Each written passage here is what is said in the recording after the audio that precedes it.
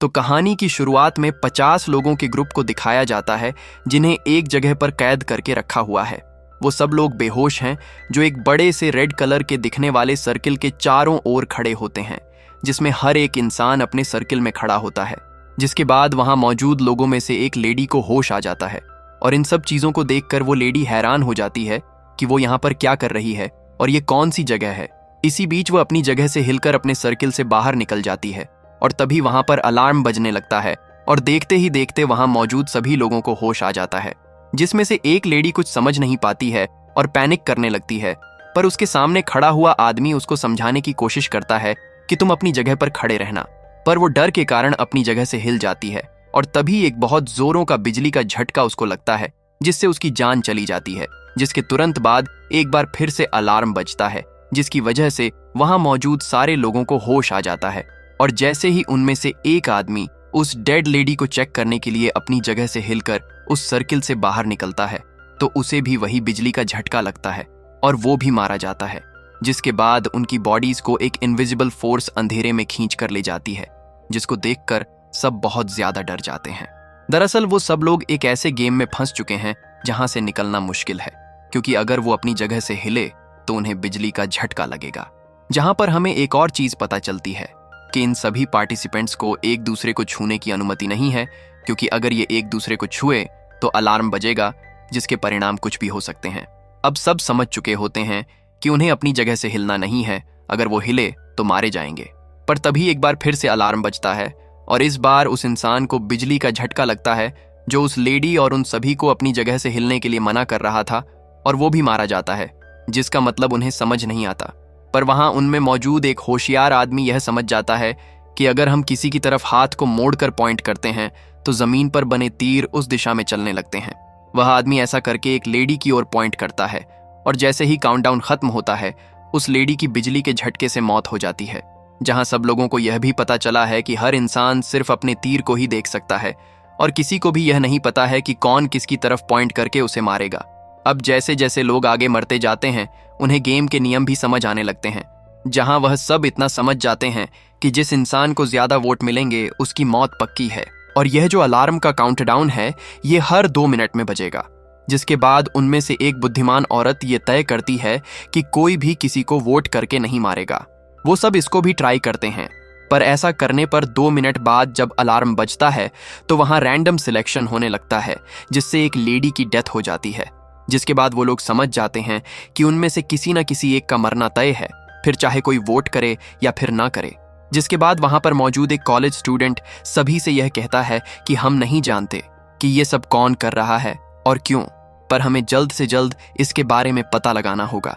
इसलिए हमें सबसे पहले पुरानी पीढ़ी के लोगों को वोट करके खत्म करना होगा, जिससे हमें कुछ वक्त मिल सके, क्योंकि पुरानी पीढ़ी के लोग अपनी आधी लाइफ जी चुके हैं और हमें अभी बहुत कुछ करना है, जिसके लिए पहले वहां पर मौजूद लोग नहीं मानते, पर कोई चारा ना होने की वजह से उन सबको उस बात से सहमत होना पड़ता है और फिर वो 70 साल के लोगों को टारगेट करके मारने लगते हैं।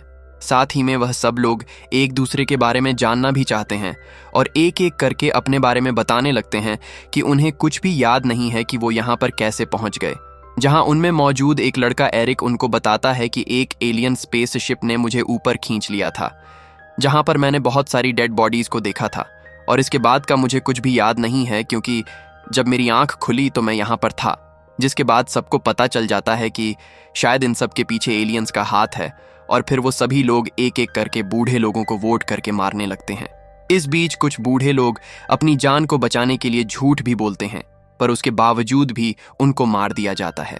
अब बूढ़े लोगों को मारने के बाद वो कॉलेज स्टूडेंट एक ऐसी लेडी को मारने के लिए कहता है जिसको कैंसर है और उसकी उम्र 50 से ऊपर है, पर उसके इस फैसले से बाकी लोग सहमत नहीं होते हैं। इसीलिए वो सब मिलकर उस कॉलेज स्टूडेंट को ही वोट करके मार देते हैं, क्योंकि सब जानते हैं कि 60-50 की उम्र के बाद ये 40 की उम्र वाले लोगों को मारने के लिए आगे बढ़ेगा। अब ये गेम बहुत कंफ्यूजिंग हो गया था और अब किसी को भी कुछ समझ ही नहीं आ रहा था कि किसको बचाएं और किसको मारें। पर तभी वो लेडी जिसको कैंसर है बोलने लगती है कि हम सब यहाँ पर क्यों हैं, शायद हम सबका आपस में कोई ना कोई कनेक्शन है और अगर हम उस बात का पता लगा लें तो शायद हम बच सकते हैं। जिसके बाद वो सभी लोग वैसा ही करते हैं, जहां सबसे पहले एक लेडी अपने आप को इंट्रोड्यूस करती है और अपनी लाइफ के बारे में बताती है, पर लोग उसको जज करके मार देते हैं। जिसके बाद वहां पर सब लोग डरने लगते हैं क्योंकि अब लोगों को जज करके मारा जाएगा, इसलिए कोई भी अब अपने बारे में बताने के लिए तैयार नहीं था। पर क्रेग नाम का आदमी सामने आता है और खुद को इंट्रोड्यूस करते हुए अपनी वाइफ के बारे में बताने लगता है कि मेरी वाइफ भी इसी गेम में फंसी है और मैं सभी लोगों से यह रिक्वेस्ट करता हूं कि कोई भी उसे वोट करके ना मारे। और अब देखते ही देखते उन सब का किसी न किसी के साथ कनेक्शन निकल जाता है, जिसमें से कुछ लोग एक दूसरे को तो पहले से ही जानते थे। जिसके बाद फिर वो सब वहां मौजूद एक स्पेनिश आदमी को मारने का फैसला करते हैं, पर बाकी लोग इससे सहमत नहीं होते क्योंकि वो किसी भी कंट्री में क्यों ना रह रहा हो, आखिरकार वो एक इंसान है और सबको जीने का हक है। लेकिन फिर भी वो लोग एक एशियन ओल्ड लेडी को वोट करके मार देते हैं। जिसके बाद वहां पर मौजूद एक पुलिस ऑफिसर सामने खड़े काले कपड़े वाले आदमी को, जिसकी बॉडी पर टैटू बने हैं, उसके बारे में बताता है कि कैसे उसने अपनी गर्लफ्रेंड को बड़ी बेरहमी से मार दिया था और अब उसे जीने का कोई हक नहीं है। वो आदमी मना करने लगता है, पर फिर भी ये सब लोग उसको वोट करके मार देते हैं। अब स्थिति इतनी खराब हो गई है कि ये लोग धर्म के आधार पर लोगों को वोट करके मारने लगते हैं, जहां पर वो सबसे पहले एक मुस्लिम महिला को वोट करके मारते हैं। पर तभी अचानक वहां पर एक आदमी जातिवाद की बात करने लगता है और कहता है कि अब सब लोग ब्लैक लोगों को टारगेट करके मारेंगे, जबकि पहले ही कई सारे ब्लैक लोग मारे जा चुके हैं। इसीलिए उन सब में से एक ब्लैक आदमी बोलता है कि अब हमें सब गोरे लोगों को वोट करके मारना चाहिए। जिस बात को सुनकर सभी अमेरिकन्स गुस्सा हो जाते हैं और वो पुलिस ऑफिसर उसको भला बुरा और गालियां देने लगता है, जिसकी वजह से वो सभी लोग उस पुलिस ऑफिसर को वोट करके मार देते हैं। जिसके बाद वहां पर मौजूद एक सोल्जर ये बोलता है कि हमने सब कुछ ट्राई करके देख लिया, पर इसका कोई फायदा नहीं हुआ, पर अब हमें सबके बीच एक और तरकीब ट्राई करके देखनी होगी। क्या पता इससे कोई मारा ही ना जाए, और अगर हमारी तरकीब काम कर गई तो हमें सोने का कुछ वक्त मिल जाएगा, फिर शायद हम सब यहाँ से बाहर निकल सकते हैं। जहां सब लोग उस सोल्जर की बात को मान लेते हैं और अलार्म बजते ही जैसे वो इस तरकीब को आजमाते हैं और खुद को वोट करने लगते हैं, तब उनको पता चला कि वो खुद को वोट कर ही नहीं सकते। जिसके बाद वो सभी अपने बगल में खड़े व्यक्ति को वोट करते हैं, जिससे हर एक इंसान के पास एक एक वोट हो जाता है। पर इससे भी बात नहीं बनती और एक आदमी मारा जाता है। वह सब एक बार फिर से कोशिश करते हैं, जहां पर एक प्रेग्नेंट लेडी और एक आदमी के बीच टाई हो जाता है और एरिक उस आदमी को सीक्रेटली वोट करके एलिमिनेट कर देता है। सब एरिक के इस फैसले से सहमत होते हैं, जहां पर वो ये भी कहता है कि अंत तक शायद यही प्रेग्नेंट लेडी बचेगी या फिर वह 10 साल की बच्ची। जिसके बाद आधे लोग ये डिसाइड करते हैं कि कोई भी प्रेग्नेंट लेडी को वोट नहीं करेगा, पर कुछ लोग उससे सहमत नहीं होते हैं। जिसके बाद अगला राउंड उस 10 साल की बच्ची और एक बुद्धिमान औरत के बीच होता है, जिसमें लोग उस छोटी बच्ची को बचा लेते हैं। ये गेम अब और ज्यादा कंफ्यूजिंग होता चला जाता है, इसलिए वो सब डिसाइड करते हैं कि अगला एलिमिनेशन इस बेस पर होगा, जिसमें अगर कोई खुद को ही एलिमिनेट करके दूसरों की जान बचाना चाहता है तो वो उसके लिए वॉलंटियर कर सकता है। जिसके बाद एक ब्लैक आदमी शॉन नाम के एक टीनेजर लड़के और एक अधेड़ महिला के लिए खुद को मार देता है। जिसके बाद वो सब लोग उस सोल्जर को वॉलंटियर करने को कहते हैं, पर वो वॉलंटियर करने से मना कर देता है क्योंकि उसने अपने अजन्मे बच्चे को अभी तक देखा भी नहीं है और उसको देखे बिना वो नहीं मर सकता। जिसे सुनकर वो सब इमोशनल हो जाते हैं और उसको वोट नहीं करते। जिसके बाद वहां मौजूद एक आदमी यह कहता है कि शायद ये सब भगवान की मर्जी से हो रहा है, पर वहां मौजूद एक दूसरे आदमी को उसकी ये बात सुनकर गुस्सा आ जाता है। वो कहता है कि अगर गॉड होते तो उनके साथ ऐसा नहीं होता और जो हमारी जान बचा सकता है वो है यहाँ से बाहर निकलना। जिसकी बात सुनकर गॉड में बिलीव करने वाले लोग गुस्सा हो जाते हैं। जिसके बाद वो उस आदमी को वोट कर देते हैं, पर वो मैच उस आदमी और एक यंग लेडी के बीच टाई हो जाता है, जिसमें उस आदमी की जान बच जाती है और वो हंसने लगता है। वो उस यंग लेडी को प्रोस्टिट्यूट साबित करता है, जिसका चक्कर अपने बॉस के साथ चल रहा है। वह उस लेडी को बहुत ज्यादा गालियां देता है, जिस कारण से सब लोग उस आदमी को ही एलिमिनेट करके मार देते हैं। जिसके बाद अब वहां पर मौजूद एक बूढ़ा आदमी यह कहता है कि उन सभी को अब उन लोगों को टारगेट करना चाहिए जिनके कोई बच्चे ना हो और ना ही कोई फैमिली। इसलिए एक आदमी अपने बगल में खड़ी एक लेडी से उसके बारे में पूछता है, जहां वो उसको बताती है कि वो मैरिड है, उसकी एक फैमिली है जिसमें एक बच्ची भी है, पर वो लेडी लेस्बियन होती है, जिसे वो आदमी पाप मानता है और उसकी बुराइयां करने लगता है। वो लोगों को उसको वोट करने के लिए मनाता है, पर लोग उसकी बात से सहमत नहीं होते हैं क्योंकि लेस्बियन होना कोई पाप नहीं है। इसलिए वहां पर मौजूद सभी लोग उस आदमी को ही वोट करके मार देते हैं। जिसके कुछ देर बाद एक लड़का और एक लड़की के बीच टाई हो जाता है, जिनका अफेयर एक दूसरे के साथ चल रहा है, पर कोई भी उन्हें वोट नहीं करता है, जिससे उन दोनों की ही मौत हो जाती है।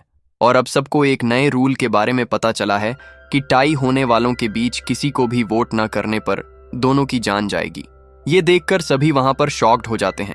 जिसके बाद वहां मौजूद लंबे बालों वाला और दाढ़ी वाला आदमी ये कहता है कि क्या कोई इस गेम में जिंदा बचेगा, क्योंकि दोनों के बीच टाई होने पर दोनों की जान जा सकती है।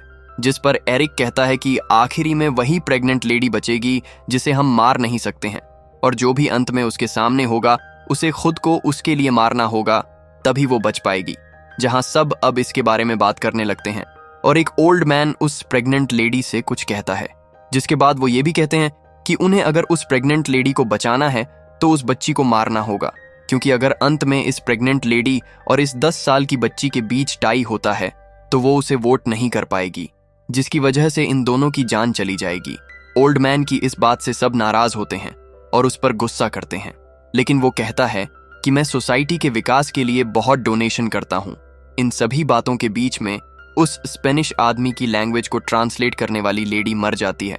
जिसके बाद वो लोग उसे वोट करते हैं, जहां उसका मैच उस 10 साल की बच्ची के साथ होता है, क्योंकि अब वो 2 टीम बन चुकी हैं, जिसमें एक टीम वो है जो उस प्रेग्नेंट लेडी और 10 साल की बच्ची को बचाना चाहती है, जिसमें एरिक और सोल्जर हैं, जबकि दूसरी टीम में वो डोनेशन करने वाला ओल्ड मैन, लंबे बाल वाला और दाढ़ी वाला आदमी है जो उन्हें एलिमिनेट करना चाहते हैं। दूसरी टीम में ज्यादा लोग होते हैं, पर फिर भी उस मैच में वह 10 साल की बच्ची बच जाती है, क्योंकि उसकी जान बचाने के लिए स्पेनिश आदमी खुद का बलिदान कर देता है। जिसके बाद अगला मैच उस बूढ़े आदमी और 10 साल की बच्ची के बीच होता है, जिसमें उस बूढ़े आदमी की मौत हो जाती है, जिसे क्रेग की पत्नी सीक्रेटली वोट करके मार देती है। अब दोनों ग्रुप के लोग बराबर हो चुके हैं, पर तभी जो ग्रुप प्रेग्नेंट लेडी और 10 साल की बच्ची को मारना चाहते हैं, वो फर्स्ट ग्रुप यानी एरिक और सोल्जर के ग्रुप में से सोल्जर को वोट करके मारने का फैसला करते हैं। लेकिन सोल्जर दूसरे ग्रुप में मौजूद क्रेग की वाइफ को वोट करने के लिए कहता है, पर अपनी पत्नी को बचाने के लिए क्रेग को मजबूरन फर्स्ट ग्रुप में आना पड़ता है। जिसके बाद फर्स्ट ग्रुप सेकंड ग्रुप के ब्लैक मैन को वोट करके मार देते हैं, जिसने सोल्जर को मारने का प्लान बनाया था। जिसके कुछ ही देर बाद वहां सबको पता चल जाता है कि क्रेग और वो लेडी कोई पति पत्नी नहीं है, इसीलिए वह सब अब क्रेग को वोट करके मार देते हैं। जिसके बाद अब एक अजीब चीज होती है, क्योंकि मैच 5 लोगों के बीच टाई हो जाता है, जिसमें से 4 लोगों की मौत हो जाती है। ये मैच दूसरे ग्रुप के लोगों में होता है, जिसमें लंबे बाल वाला और दाढ़ी वाला आदमी बच जाते हैं। जिसके बाद अब वहां 7 लोग बचते हैं, पर तभी एक आदमी खुद को मार देता है, क्योंकि वो किसी को मारना नहीं चाहता था। इसीलिए उसके मरने के बाद अब 6 लोग बचे हैं। जिसके बाद दूसरे ग्रुप के लंबे बालों वाला आदमी और दाढ़ी वाला आदमी एरिक के साथ एक डील करते हैं, जिसे एरिक एक्सेप्ट कर लेता है, क्योंकि वह जानता था कि दाढ़ी वाला आदमी प्रेग्नेंट लेडी को मारने के लिए कुछ भी कर सकता है, जिसे बचाने के लिए उसके पास एक प्लान होता है। जिसके बाद दाढ़ी वाला आदमी अपने ग्रुप की एक महिला के लिए सबको वोट करने के लिए कहता है। वो सबको कन्विंस करता है कि उसको कुछ नहीं होगा, लेकिन काउंटडाउन खत्म होते ही वो मर जाती है, क्योंकि दाढ़ी वाले ग्रुप में मौजूद एक आदमी ने फर्स्ट ग्रुप के मेंबर्स के लिए वोट नहीं किया था। जिस बात को एरिक पहले से ही जानता था, क्योंकि उसने शुरुआत से ही उस आदमी को नोटिस कर लिया था कि वो किसी को भी वोट नहीं कर रहा है। जिसके बाद दाढ़ी वाला आदमी उसी को वोट करता है जो उसके ग्रुप में होता है, और किसी को भी वोट नहीं कर रहा था। एरिक भी ऐसा दिखावा कर रहा होता है कि उसने उस आदमी को वोट किया है, पर काउंटडाउन पूरा होते ही एरिक उस दाढ़ी वाले आदमी को वोट करके मार देता है, जो काफी अनएक्सपेक्टेड था। जिसके बाद एरिक उसको भी वोट करके मार देता है, जो किसी को वोट नहीं कर रहा था, और अब सिर्फ वो प्रेग्नेंट लेडी, उसकी 10 साल की बच्ची और एरिक बचे होते हैं। जहां वो प्रेग्नेंट लेडी डरने लगती है, क्योंकि वो खुद से अपनी बच्ची को मारना नहीं चाहती थी। जिस पर एरिक उसको कहता है कि अब सब तुम पर डिपेंड करता है, क्योंकि मेरे मरने के बाद तुम दोनों में से किसी एक को किसी को मारना होगा। जिस पर वो कहता है कि अगर मैं और ये छोटी बच्ची काउंटडाउन के पूरा होते ही अपने सर्किल से बाहर निकल जाए तो तुम बच सकती हो, और इससे तुम्हें खुद से वोट करके अपने बच्चे की जान नहीं देनी पड़ेगी। ये सब कहकर वो उस प्रेग्नेंट लेडी को अपनी बात से मनाने में सफल हो जाता है, जहां वह छोटी बच्ची भी वॉलंटियर करके अपने मॉम के पेट में पल रहे बेबी को बचाने का फैसला कर लेती है। और जैसे काउंटडाउन पूरा होता है, एरिक उस बच्ची को अपने साथ सर्किल से बाहर निकलने को कहता है। वो बच्ची वैसा ही करती है, वो सर्किल से बाहर निकल जाती है। लेकिन एरिक यहाँ पर प्रेग्नेंट लेडी को वोट कर देता है, जिससे इस बार एक ही बार में 2 लोगों की जान चली जाती है और एरिक बच जाता है। ये सब एरिक का प्लान होता है खुद को बचाने का। लेकिन कुछ देर बाद एलिमिनेशन काउंटडाउन एक बार फिर से चलने लगता है। एरिक को कुछ समझ नहीं आता, क्योंकि उसको लगा था कि आखिरी में बचने वाला बच सकता है, पर अभी भी एक कंटेस्टेंट था जो वहां पर बचा हुआ था, जिसको एरिक को मारना था, जो कोई और नहीं बल्कि प्रेग्नेंट लेडी का अनबॉर्न बेबी था। और अब एरिक को उसको वोट करके मारना था, इसीलिए वो उसको वोट करके मार देता है। जिसके बाद वो अचानक से बेहोश हो जाता है, और जब उसको होश आता है तो वो खुद को पृथ्वी पर पाता है, जहां उसके ऊपर बहुत सारे एलियन स्पेसशिप उड़ रहे होते हैं, जिन्हें देखने के बाद वो सामने वाले टनल को पार करके आगे जाने लगता है। लेकिन जैसे एरिक टनल को पार करके आगे जाता है तो उसे वहां और भी ऐसे लोग दिखाई देते हैं जिन्होंने वो गेम खेला था, और वो सब भी उस गेम के सर्वाइवर्स थे। और इसी के साथ ये फिल्म यहाँ पर खत्म हो जाती है।